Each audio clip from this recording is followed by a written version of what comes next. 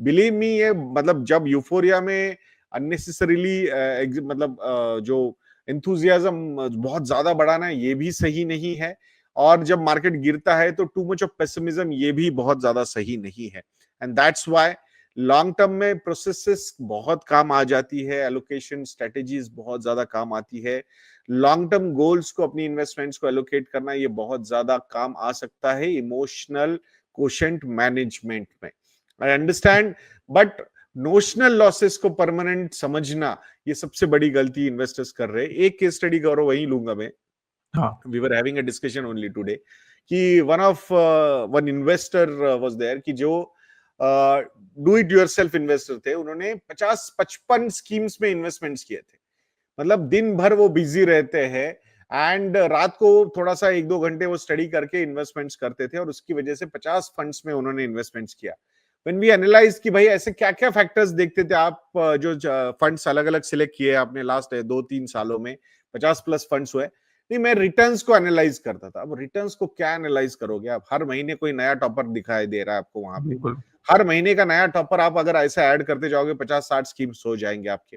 उसके ऊपर कुछ स्टॉक्स के साथ उनको खेलने की आदत थी, हाँ वो स्टॉक पे मेरी काफी मजबूत पकड़ है, उसके चक्कर में वहां पे भी कुछ कंसंट्रेशन कॉल लिए गए थे।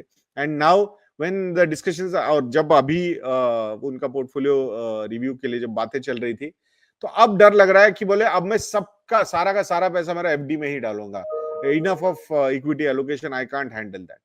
सो आई थिंक ये समझना बहुत जरूरी है, too much of diversification, over diversification, सिर्फ रिटर्न्स को देख के ही एलोकेशन करना, ये एक सबसे बड़ा तकलीफ हो गया है। एंड इट बिल्कुल। इज, मतलब I was having a discussion with one investor, so वहां पे बैंकर्स आके बस रिटर्न्स दिखा रहे, देखो सर ये फंड में इन्वेस्ट करो, इसने ज्यादा रिटर्न दिए आपके वो बिल्कुल। फंड से। भाई ऐसा नहीं होता, बहुत सारे अदर फैक्टर्स भी है। आपने लास्ट 10 सालों की कंसिस्टेंसी देखी है क्या किसी फंड की? उसके हिसाब से ट्रू। कॉल लीजिए। लास्ट 10 सालों में 7+ ईयर्स अगर बेंचमार्क और कैटेगरी एवरेज को वो फंड बीट करता है, तो it's better to stay invested in that particular fund.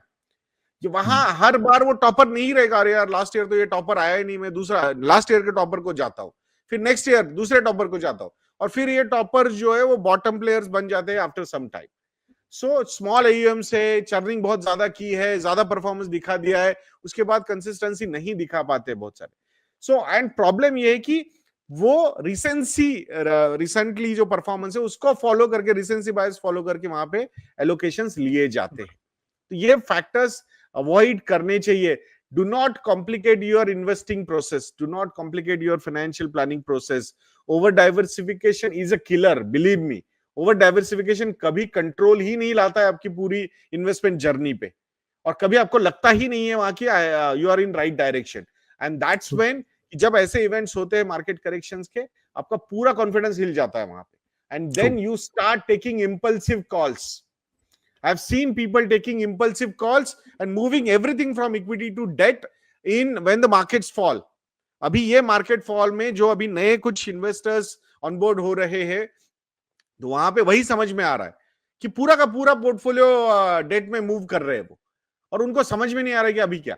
आप समझो कि मतलब, और रिसेंटली मतलब ये पोस्ट कोविड नए इन्वेस्टर्स है, तो ज्यादा रिटर्न्स तो बना ही नहीं है, और ये रिसेंट और स्पेसिफिकली 2024 में ही सबसे ज्यादा एलोकेशंस लिए गए थे इक्विटी में, कि भाई अरे यार फोमो था, वो फियर ऑफ मिसिंग आउट का। And now when the markets are down by 20-25% large small and mid cap side में, अब वो जो नोशनल लॉसेस हुए उनको परमानेंट लॉसेस कन्वर्ट कर रहे हैं, and they are parking that money into equity, और फिर सॉरी डेट, और वहां डेट में 6-7-8% के इंटरेस्ट पे वो पार्क कर रहे हैं, और वो they will again come back to equity कब? जब नेक्स्ट 3 सालों में जब इक्विटी के रिटर्न्स फिर से अच्छे दिखने शुरू हो जाएंगे उनको, they will start taking out money from debt and they will start investing into equity. That could be the right time for asset allocation rebalancing, but they will do exactly opposite. Everybody is gung ho, everybody was gung ho about investing into equity. हर दिन मतलब एक दिन late हो गया तो 1% का loss नजर आ रहा था, and now true. everybody wants to stay away from equity. वो बोलते हैं ना, जब when everybody is greedy you need to be fearful, when everybody is fearful you need to be greedy, but exactly वो opposite ही करते, मतलब सबको ये quotes पता होते हैं. I think I was reading a quote somewhere कि दिस इज द टाइम, आपको वॉरेन बफेट के जो आपने कोट्स डाले थे ट्विटर पे या अपने सोशल मीडिया पे, this is the time to live up to the marks. up to the mark True. with the quotes. But now everybody will forget about those quotes.